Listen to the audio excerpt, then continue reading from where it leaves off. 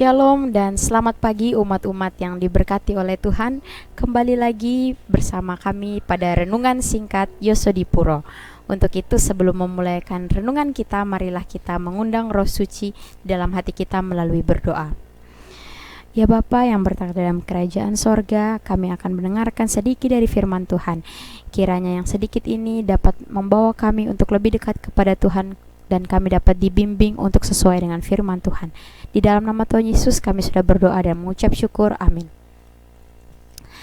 Bapak Ibu yang diberkati oleh Tuhan, ketika kita sampai pada pagi hari ini, apa yang terlintas di dalam pemikiran kita? Ketika kita bangun dari tidur kita, apakah yang sudah terlintas dalam pikiran kita?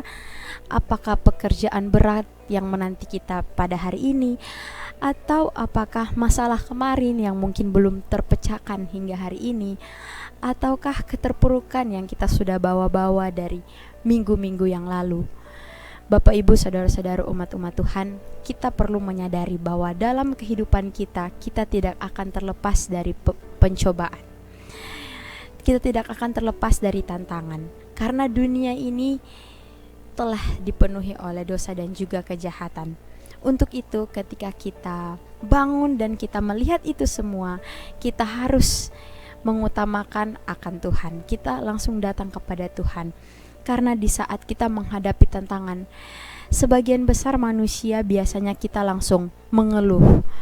Bangun pagi langsung mengeluh, langsung murung, atau kita langsung tidak bersemangat menjalani hari ini. Tetapi kita harus dimampukan, kita harus merasa sanggup bahwa kita bisa menghadapi hari ini dan kita bisa bertahan menghadapi seluruh pencobaan.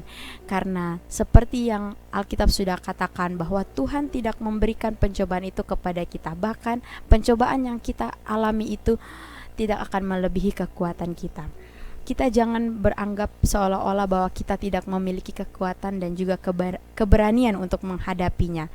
Namun kita harus memperbanyak rasa syukur kita. Kita harus menerima itu semua dengan hati yang gembira, dan kita harus menjalani semua persoalan-persoalan itu dengan keberanian, dengan pikiran yang positif, dan juga kita harus berserah diri kepada Tuhan.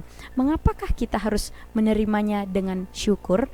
Karena di dalam firman Tuhan, yaitu pada Yakobus 1 ayat 12 dikatakan bahwa berbahagialah orang yang bertahan dalam pencobaan, sebab apabila ia sudah tahan uji, ia akan menerima mahkota kehidupan yang dijanjikan Allah kepada barang siapa yang mengasihi Dia.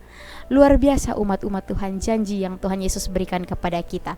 Gantinya kita mengeluh karena pekerjaan berat yang kita harus lalui pada hari ini, tetapi kita harus berbahagia karena melalui pencobaan, melalui tantangan, ketika kita bisa melewati itu semua, ketika iman kita kuat dan kita bertahan dalam pencobaan, maka kita akan mengklaim janji Tuhan pada Yakobus 1 ayat 12 ini, bahwa kita akan menerima mahkota kehidupan yang Tuhan telah sediakan bagi kita. Untuk itu seperti renungan kita pada pagi hari ini, hasil dari bertahan, marilah kita bertahan dalam pencobaan, dalam ujian, sehingga kita dapat menerima mahkota kehidupan yang Tuhan telah sediakan bagi kita semua. Kiranya Tuhan memberkati kita sepanjang satu hari ini. Selamat beraktivitas.